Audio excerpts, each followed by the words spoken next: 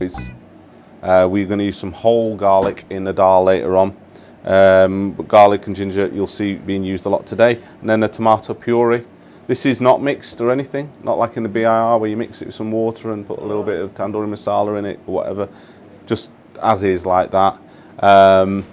What brand is this one you were saying is a preferred brand? There's a brand called CIRIO, CIRIO. I think that's one of the best brands. That's not CIRIO, but it's very, very close. You know, the texture and the taste of it. Is that Italian CIRIO? Yeah. Italian? Yes. Yeah, I've seen that. Yeah, absolutely. Yeah, that's They do really. tomatoes I would as well. recommend that because in our family, my mum, you know, here for years they've always used that. So it must be good for them to use it over a period of years and stick to that. So, but I think it just tomato puree.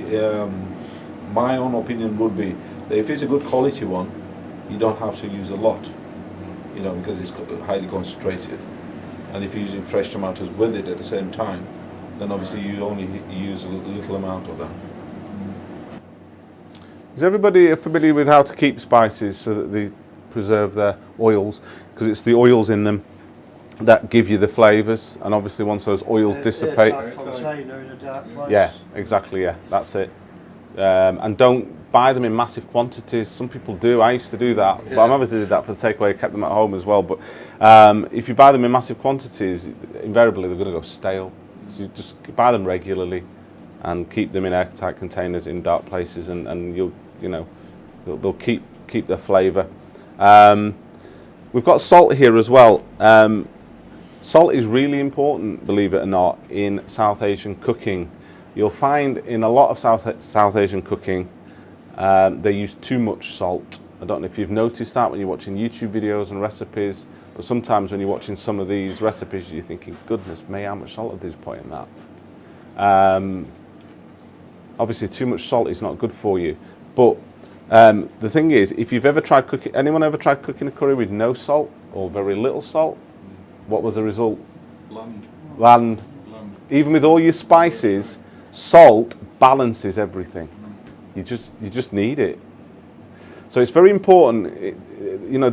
Believe it or not, I think it's Gordon Ramsay that says that the biggest mistake of most amateur chefs is they don't season the food correctly. It's either not enough salt or too much. You've just got to get that right. That is just, believe it or not, you could have all this right. Yeah. You could have everything else right, and you don't put enough salt in it, and somebody tastes it and goes, just doesn't taste right. That it's like waste. Everything else is a waste. So I have to mention that salt is really, really important, and you just need to get used to knowing how much salt to put in. What's your thoughts on low salt, Julian? The ones. I don't personally like it. I don't. But I was just wondering. No, I don't personally like it, and I read something that said that it's a little bit of a con. Really, it's not much. There's not much less sodium in it than normal sodium chloride, is it? Salt. What I tend to use at home is I use Himalayan pink salt or just rock salt, sea salt.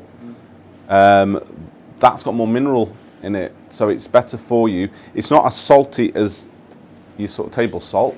So you tend to find you have to use a little bit more of it, the pink Himalayan salt. You put that in, you need a little bit more. But it's better for you. It's better for health reasons. Yeah, it is, yeah. But it's more expensive. And in a commercial kitchen like Billy's running here, it probably wouldn't be economically viable. Just use regular salt. So yeah, that's a little talk about spices, which we thought we'd talk about. Anybody got any questions? We'll have a little Q&A. Any questions? Billy, in your garlic and ginger, because some people say use twice as much garlic to one ginger, don't they? And some people half and half. What do you use? 50-50. 50-50, yeah. Is that the same with the Danagia as well? Yeah, it's 50-50. But you can buy a mixed packet, Because I used to grind all mine. You see, I think in the beginning what it is that when you start mixing your own masalas, you have a problem, because if you've got too much of one than the other, and obviously the flavour of the curry goes, it doesn't taste right.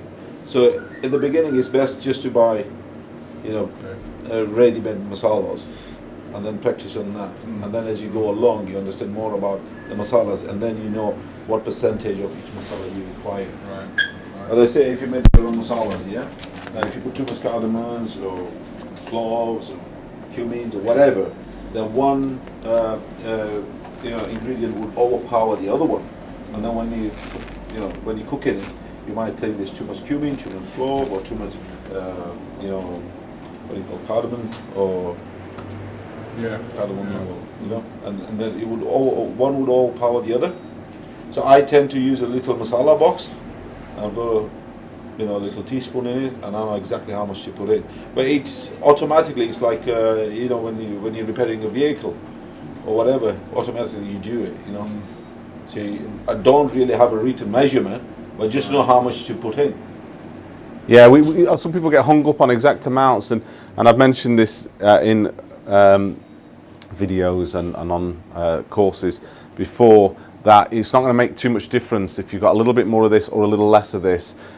Technique is always going to trump ingredients, because you could, for example, put just the right amount of every spice in, but you don't cook your onions enough, or you don't cook your tomatoes enough, and so you don't reduce the, you don't caramelize them, or you don't get the acidity out of the tomatoes, and it's the too tart, and everything's off balance then. So you'll tend to find one chef will use a little bit more of this, a little bit less of that, but you'll still find it's a great dish. The technique's the most important bit, the cooking bit. Is everybody aware of how to temper whole spices in oils or ghee? Everybody comfortable with that? With doing that, yeah. So you obviously don't want to overdo them. So like with cumin, that they go dark brown, then they taste a bit bitter, makes the curry taste bitter. If you don't cook them enough, they taste bitter. So it's just getting that sort of balance right. So everybody's all right with that. So we'll move through to kitchen then for the next one, which is the lamb curry. So we'll be setting cameras up, so just bear with us a second. Yeah. Can I just ask one question? Everybody's been cooking here, yeah? Yeah. Okay. So, obviously we're not going to start from zero. And how many of you would like to join in cooking? We're not shy at all. I'd like to have a go. Yeah, we'll all have a go. Yeah. Okay, that's fine. Yeah, Rachel. Up to you.